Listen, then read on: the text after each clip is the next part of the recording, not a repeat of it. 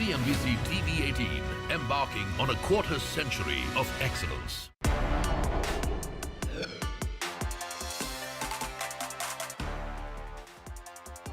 Hello and welcome to Startup Street. I'm Arundhati Ramanan, and with me as always, Shruti Mishra. These are the top headlines from the startup world.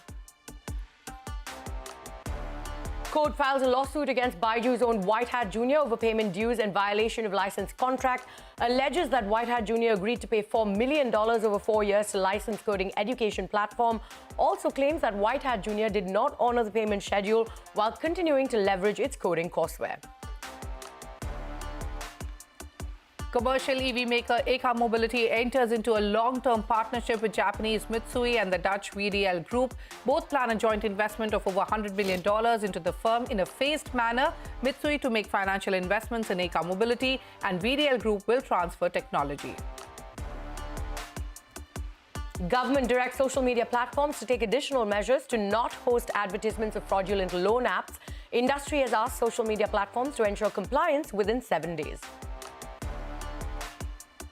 Chinese online gaming stocks regain some lost ground after the country's gaming regulator agrees to modify and improve new draft rules. The proposed rules seek curbs on spending and rewards that encourage online gaming.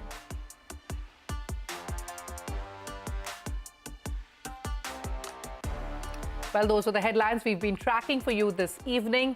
Out of the pan and into the fire, between a rock and a hard place. Well, we can take our pick of phrases to describe the situation Indian startups found themselves in 2023. Funding slumped to a 5-year low in 2023 with about $8.6 billion raised. It was just a fifth of what was raised in the record-breaking year of 2021. But as we close the chapter on a bleak 2023 and enter 2024, we're seeing some signs of spring. Aishwarya Anand is here to take us through the deal book for the year gone by. Take a look. The icy winds that began to blow in 2022 did bring a lot of turbulence for Indian startups in 2023. Cautious investors took a breather to reevaluate their strategies and were quite hesitant to loosen their purse strings this year. The venture capital pipeline did freeze over, and as you can see, funding slumped to a 5-year low in 2023. $8.5 billion flew into the ecosystem. That was just a fifth of the record high seen in 2021 and down more than 60% compared to 2022. Funding collapsed across all stages, from seed to late stage. All saw inflows reduced by 60 to 70%. The fall would have been worse if it weren't for the bounce we saw in December. Q4 2023 would have been the lowest funded quarter in 7 years if it weren't for the surprise return in deal making and a string of checks over the last 2 weeks for the likes of Udaan, Grey Orange, Blue Smart, Groep, Fussel and Videoverse, among others. In fact, Udaan's $340 million Series E funding was among the largest rounds of 2023. The list is topped by PhonePe and Flipkart. Both the Walmart-owned companies are in the middle of raising $1 billion each. Lenskart bagged $500 million from Abu Dhabi Investment Authority, followed by a $100 million top-up from Chris Capital. And desperate for cash, Farm Easy took the route of rights issue to secure $420 million of the much-needed capital infusion. But what's to be noted is such large deals have been fewer and hard to come by this year, with a fall in $100 million plus deals. In fact, fewer large and late-stage deals also meant only 2 new unicorns took flight in 2023, Zepto and Incred. To understand the factors behind the collapse in late-stage funding and get a sense of what to expect in 2024, I spoke to the co-founder of Traction, Neha Singh. Listen in. One of the reasons is that if you look at the late-stage funding, it was dominated by a few investors which had led these large rounds, including the likes of Tiger Global or SoftBank, which have become lesser active in terms of the deals that they've made this year. And this is not just in India, but also globally. So this is also one of the reasons why there was a slowdown in activity in the late stage. And because the late stage companies are more closer to their public comps, and with the public comps valuation having corrected, investors who are looking to deploy money are also waiting for the valuation to correct over here. So now that the narrative has changed also among investors, which is not growth at all cost and profitability, you see a lot of startups also gearing up for that and talking about when they will become profitable or whether they have already become cash flow positive or bottom line positive, right? So this is the other theme that you will see in this year, which we're really excited about, and that will help India create much more sustainable companies for the years to come. And speaking of funding, electric vehicles and technology company EKA Mobility has tied up with Mitsui & Co. and VDL Group to set up global original equipment manufacturers in India. As part of the agreement, EKA Mobility will receive $100 million from both Mitsui, a global trading and investment company, and an equity partnership with VDL Group, a Dutch technology and manufacturing company. Joining us now to discuss this further, Sudhir Mehta, the founder and chairman of EKA Mobility. Sudhir, thank you so much for joining us on Startup Street today. Now, you've essentially joined hands with Mitsui and VDL Group and entered into a long-term partnership. So what does this partnership entail, and what role will both of these companies play for you? Sure. So first of all, a pleasure to be here, and thank you for speaking about our story. This is really the story of India. While we are a startup company, we started our journey on electric vehicles almost about 7 years ago. And this was with the idea that this is the single biggest manufacturing opportunity in the country. We are talking about an industry which is going to be about 100 billion by the year 2030. And during the last 4 years, we've developed a platform of buses and light commercial vehicles, which are now in the market. Over the last years, we, as part of our journey, were looking for strategic partners to join and really make the company global. And we are delighted to announce today that the VDL Group from Netherlands, which has been our long-standing partner, is making an additional investment in the company and also supporting us in technology. And Mitsui of Japan, which is, again, one of the top 50 companies in the world and has a very large global presence, will also be working with us and will also be investing in the company. And the idea here is to create a global OEM out of India. The electric and the hydrogen mobility space offers unprecedented opportunities for India to shine. And our dream is really to create a global OEM which will service not only the Indian market, but many, many value markets outside of India. Absolutely. They've both made a joint investment of about $100 million. And this is going to happen in phases. So how does this work? Talk to us about the investment plan. Sure. So up to now, the company was primarily funded by my company, Pinnacle Industries, which is the parent company of EKA Mobility. VDL and Mitsui together will invest about 100 million, which will come in a phased manner over the next 6 to 9 months, depending on certain milestones and the investments that we need for setting up of our plants and capacities. And this will really enable us to set up plants, create the capacity, and to create the R&D and the necessary infrastructure for development of all the products that we want to do. Absolutely. So like you just mentioned, the investment is going to help you scale your manufacturing operations as well as expand your product portfolio. So talk to us about the new products that you're going to send into the market, and what's the tech edge that you will have? Also, how are your current products faring? Sure. Again, so let me set a context for why we think this is really such a big opportunity. Public transport in India has been something which has been crying out for change. And fortunately, in the last few years, the government has undertaken probably what is one of the biggest programs for shift of electric mobility to buses. To put some numbers in context, India has about 1.5 million buses, and only less than 3,000 or 4,000 of them are electric at the moment. China, on the other hand, produced last year about 133,000 electric buses. All of Europe produced about 4,000. Now, India itself will become about 4,000 electric buses this year. And the expectation now is that the Indian market itself will be a few 100,000 electric buses in the coming years, as also the additional market. Now, given all of this, this gives us really an unprecedented opportunity to set up new products which are suitable for India. And we've done that. Our first 9-meter pure electric bus is already in the market. The first units are operating in Mumbai. We rolled out our first hydrogen fuel cell bus, which was flagged off by the Honorable Prime Minister a few months ago. Our first electric light commercial vehicles, which are really vehicles used for last mile mobility, as also for niche applications like garbage collection, etc. The first 100 vehicles are running across India. And this is just the starting point. And we really see that India is going to emerge as a hub for electric mobility. Absolutely. But if you could quickly tell us, we're running out of time. So if you could quickly tell us, what is the current order book that you have? And what about revenues? What are you currently clocking, and what are the targets you set for next year, and how's profitability looking? Sure. So we are right now, we have an order book of about 700 buses and 5,000 light commercial vehicles.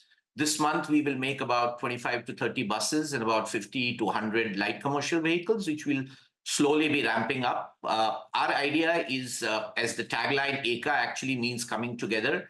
And what we are looking at is to be sustainable and profitable. And one of the areas that we are looking at is to be profitable within the next few years as we gain capacities and as we improve margins. All right, so they're looking to be profitable in the next few years. All right, thank you so much for joining us on the show today, and we wish you all the best going forward. Thank you so much. Moving on, Blume Ventures, India's leading homegrown venture fund with over $600 million in assets under management across 4 fund vintages, has announced that its inaugural fund, Fund 1, along with its extension fund, 1A, has realized close to 5x of the invested capital so far and is on track to realize close to 6x gross returns by its full life cycle in 2024. To elaborate on Blume Ventures' journey so far and its outlook for 2024, joining me now is its co-founder and managing partner, Karthik Reddy. Karthik, welcome back to Startup Street. Now, Blume invested Fund 1 and 1A in about 70 plus startups between 2010 and 2015. You've kind of pioneered the idea of institutionalized micro VC in the early days of venture capital in India. And speaking of pioneering, talk to us about the recently published Omega Files, which has all insights related to Fund 1 and Fund 1A. How did you come up with the idea, a first for a fund? Thank you. Thanks for having me. Thanks for highlighting our story this evening. It feels like a nice year-end finish to 12 years of work, as they say. Everything feels like an overnight success, but it took a dozen years to get here. I think the Omega Files for us was a way of talking more openly to the ecosystem. Of course, it matters that we actually had a good run at Fund 1. It's a good return for what was predominantly an Indian investor base. Back then, we had believers who literally backed Sanjay and me on the strength of a PowerPoint pitch. We didn't have an institutional track record. We were setting the ground floor for many young managers to come after us. And I think that ecosystem of investors needed to see how does a fund play out over 10, 12 years? I remember a lot of people back then said 10, 12 years, please leave the room. Nobody expected, a lot of people along the way said, do we even know that you'll actually return multiples of the capital? We'll happy if you return the principal. These are the kind of things we had to hear even mid-course in the fund. So I think to be able to suggest that it's possible in India, even in a tough environment when we started off in 2010-11, was very, very, very important. Sure. And you're just showing TDV and SIDBI on the screen. I think that's the other, feeling that we had taxpayer money, we had government support. Yes. It felt like a very noble thing to sort of give back a multiple of that capital back to the government entities that backed us. Because other than that, only private individuals in India backed us. So it's a bit of, showing that it can be done, giving confidence to the ecosystem. Dozens of new managers have been born since 2015. Yeah. I think they're grasping for straws and saying, is this possible? And they all talk to us, they look to us, but this is a great way of showcasing all of that journey one shot for everybody. Absolutely. Absolutely. Coming to, showcasing the journey, 17 companies, which are 20% of Blume's portfolio, have generated 98% of the fund's gross returns. And within these winners, the top 3 made close to 3x of the entire fund. So take us through your top bets and the kind of impact you see them making next year.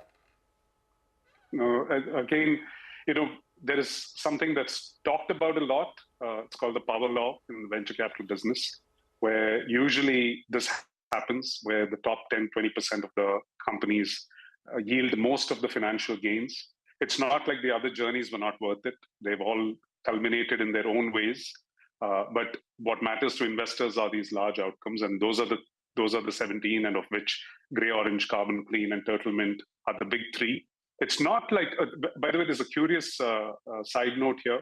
A lot of the companies have moved on to what are called continuity funds, Fund 1X and 1Y. We talk about that as well in the files, which means the journeys are continuing. It's just that these returns are clocked inside of the original funds.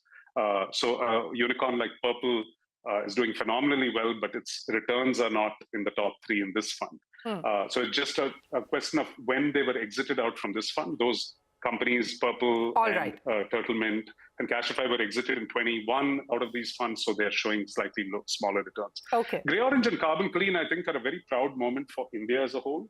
We think they'll be amongst the top 5 first 5 deep tech unicorns in the country. So for us to have found, a carbon capture solution and a warehouse automation solution back in 2011 and 12, and for them to become multi-$100 million value plus close to that much in revenue in the case of Grey Orange, I think it's a phenomenal feather in the cap for the country. All right, absolutely. And both of these, curiously, were college startups. Okay. They actually, both sets of founders came from colleges and never worked a day in their life. Yeah. So I think these are the highlights of those winners. Absolutely. And I think they're just about getting started. Yeah. Absolutely. And Karthik, let's quickly talk about the outlook for 2024. You say you're on track to realize close to 6x gross returns by the full life cycle in 2024. What makes you bullish? What is the exit strategy?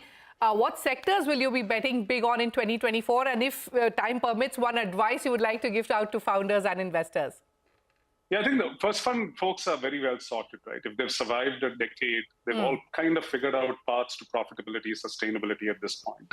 So I think that's what gives us confidence of culminating that fund journey with 6x. Even more interestingly, I think they will all, the top 7, 8, 9 companies will continue to bloom. And over the next 3-4 years, probably give us another 2-3x on top of this. So we could have a phenomenal sort of 15x story come out of these top companies. Why we are so bullish is, I think, when you had legacy companies being able to show profitability, I think the markets are beginning to reward that kind of performance. And you're beginning to see companies like First Cry, and I won't be surprised if Lenskart comes soon. Mama just went public, Ola Electric filing for public.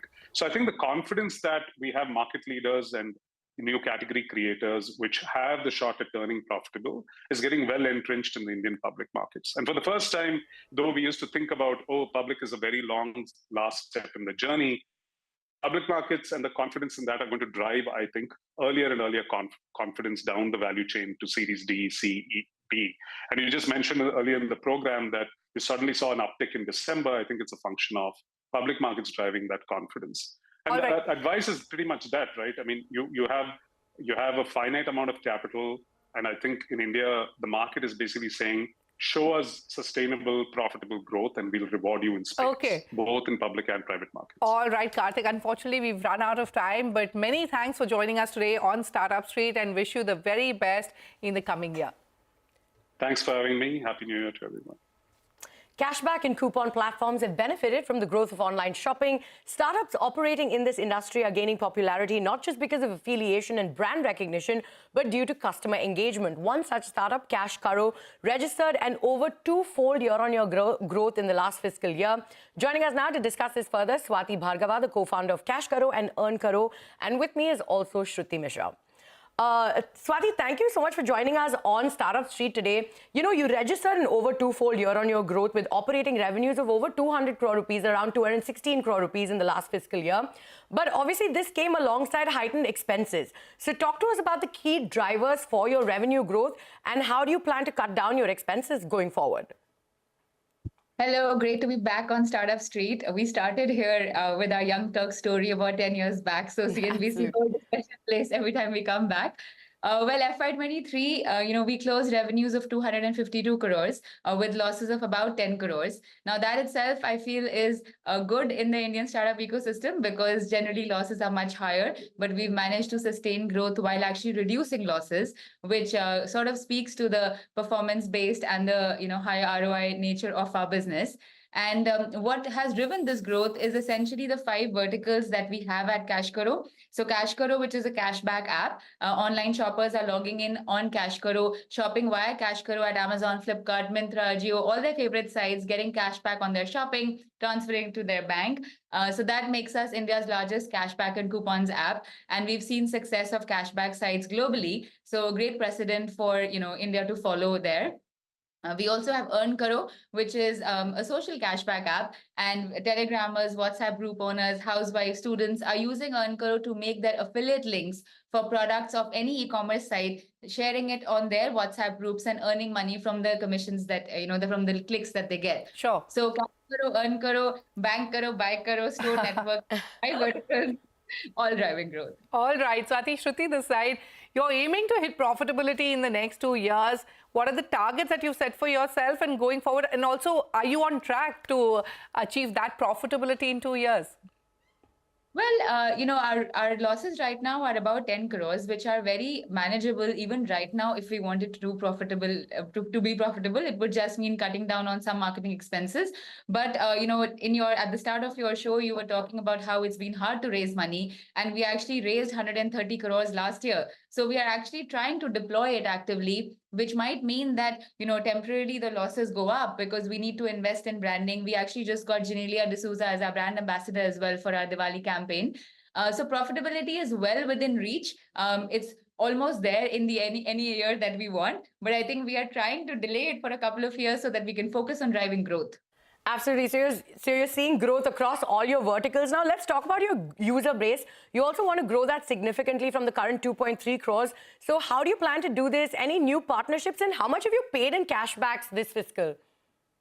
Well, we have so far paid almost 7,000 crores in cashback, actually. And we've generated about 16,000 crores of sales for our partners in the last 4 years alone, 4,000 crores of which were in the last FY23 itself. We are seeing growth across category and products, which is helping us acquire more users as well. So finance is a category we've seen good growth on. We're giving cashback on SBI, Axis Bank, IDFC credit cards. That's been a great one. We're the largest, sales driver for D2C, whether it's Wow, Mamaearth, MCaffeine, Dot and Key, across the board. Even D2C in electronics, whether it's Boat, Noise, Samsung, we work with absolutely everybody. And we're the #1 affiliate in India for Amazon, Flipkart, Myntra, many of the large sites as well. And I think that's essentially happened because these brands are acquiring customers via Cashkaro, Earn at 4 to 7 times lesser than via Google or Facebook. And that has made us the cheapest source of customer acquisition for them, which is why we've got more and more budgets and we continue to get more. All right, some great numbers that you spoke about, but talk to us about your expansion plan. How did you plan to scale your business in 2024? Any new offerings, Swati, in the pipeline? Well, lots happening every day. We have a team of 450 people now. And we also are focusing on getting more sales from rural India by having our Cashkaro store network, reaching out to Kirana store owners, teaching them how to shop online. We've scaled up on the traffic that we're sending to partners. Last year, we sent 300 million in traffic to our partners. This year, running into FY24, we are projecting 3 billion traffic to partners, like all the e-commerce sites I mentioned. If they had to buy this traffic on the market, you can only imagine how much it would cost. So our expansion has started from saying, how do we drive more traffic to partners? How do we acquire more users? Which is why we did the branding campaigns with Genelia and actually focusing on corporate professionals as a target audience. So you'll see a lot of marketing and branding acquisition happening in that direction. Plus, going deeper into finance, Cashkaro has a lot of data analytics because we can see which users are shopping on which sites, where are their interests, and we can segment that to give them the right financial product. And expanding from credit cards into loans and other financial instruments, that's a big, big opportunity in India. All right, Swati. So lots of big plans there for you in 2024. Thank you so much for joining us on Startup Street, and we wish you all the best going forward. Thank you so much. All right, with that, it's a wrap on this edition of Startup Street. For more news and updates, keep watching CNBC-TV18.